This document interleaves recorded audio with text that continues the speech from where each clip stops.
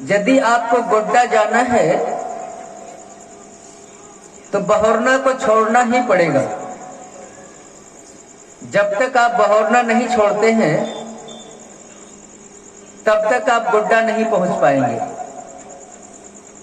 और हम लोग क्या चाहते हैं कि बहोरना में भी रह जाएं और गोड्डा भी चले जाएं,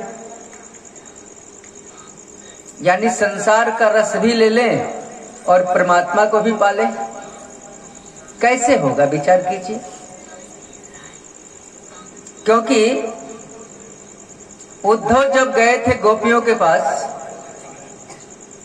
निर्गुण ब्रह्म का उपदेश देने के लिए, तो उद्धव से गोपियां कही थी, कह रहे उद्धव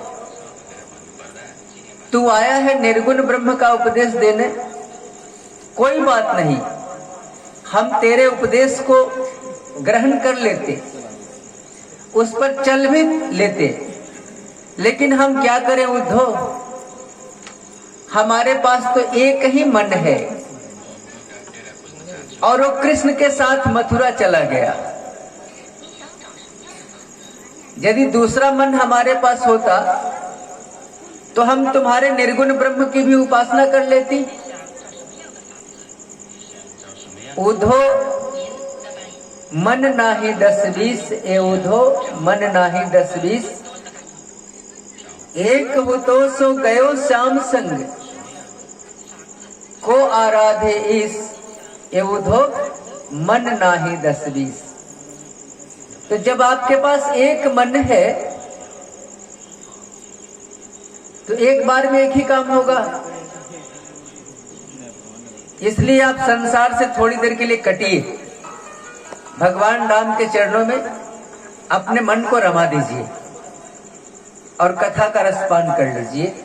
आपकी जीवन की नैया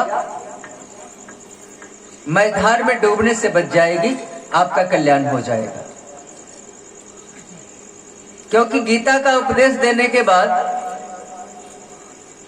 भगवान श्री कृष्ण ने अर्जुन से कहा कि अर्जुन कुछ पूछना चाहता है तो पूछ ले।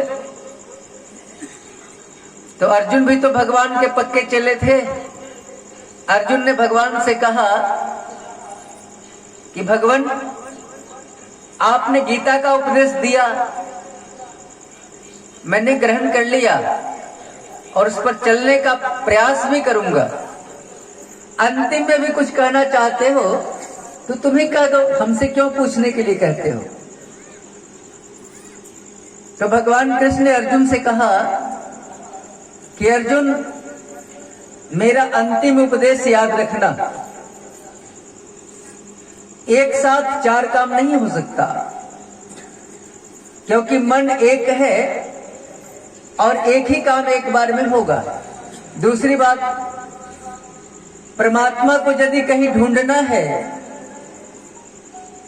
तो परमात्मा को बाहर मत ढूंढना, वो बाहर नहीं मिलेगा। वो जब भी मिलेगा तो तुम्हारे अंदर मिलेगा परमात्मा। अंतर्मुखी हो जाना और अपने अंदर परमात्मा को ढूंढना, वो मिल जाएगा। बाहर ढूंढने से तुम्हें परमात्मा से मुलाकात नहीं होगी। परमात्मा या परम शक्ति को यदि आपको पहचानना है, ईश्वर तत्व को यदि आपको जानना है, तो आपको अपने अंदर प्रवेश करना पड़ेगा, बाहर नहीं। अंदर प्रवेश कीजिए और उससे अपना परिचय बना लीजिए, क्योंकि परमात्मा तो मिला हुआ है। गुरु हमें परमात्मा से मुलाकात नहीं कराते, गुरु क्या कराते हैं, परमात्मा से पहचान करा देते हैं। हमारे अंदर परमात्मा है और हम भूल चुके हैं क्यों हमारे अंदर है। हम बाहर खोज रहे हैं, बाहर ढूंढ रहे हैं। हम हरिद्वार जा रहे हैं, हम वृंदावन जा रहे हैं, काशी जा रहे हैं, अपने अंदर ढूंढ ही नहीं रहे हैं। अरे भैया, जो चीज जहां है वहां ढूंढोगे तो ना मिलेगा। एक व्यक्ति एक महात्मा के पास गया और महात्मा से बोला कि बाबा, मैंने परमात्मा के लिए चारों तरफ भटका, हर तीर्थों में गया, संतों से मिला, लेकिन परमात्मा से मुलाकात नहीं हो पाई। परमात्मा से मुलाकात कैसे हो, बताने का प्रयास करो। तो महात्मा ने कहा, बेटा कल आना। वो कल पहुंचा महात्मा के पास, तो महात्मा बाहर कुछ ढूंढ रहे थे। कुछ देर तो खड़ा रहा, इसके बाद बोला कि बाबा क्या ढूंढ रहे हो? तो देखो ना, एक मोती थी, मोती गिर गई, उसी को हम ढूंढ रहे हैं। तो व्यक्ति बोला कि बाबा हम मदद कर दें उस मोती को ढूंढने में। तो महात्मा ने कहा ठीक है, मदद कर दो। बाहर मोती को ढूंढते ढूंढते शाम हो गई, अंधेरा हो गया, मोती नहीं मिली। व्यक्ति ने कहा कि बाबा तुझे पक्का मालूम है कि मोती बाहर गिरी है?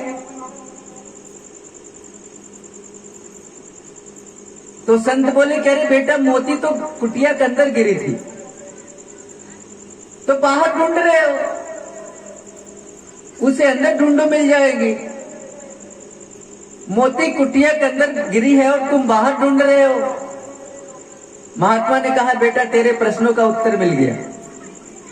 तू अब तक परमात्मा को बाहर ढूंढा, वो परमात्मा तो तेरे अंदर पड़ा है, अंदर जाके ढूंढ ले, मिल जाएगा।